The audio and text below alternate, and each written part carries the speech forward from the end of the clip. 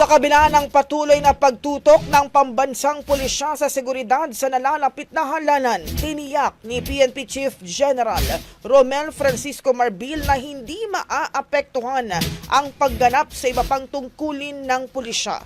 Ayon kay General Marbil, mananatiling prioridad ang kaligtasan ng mamamayan.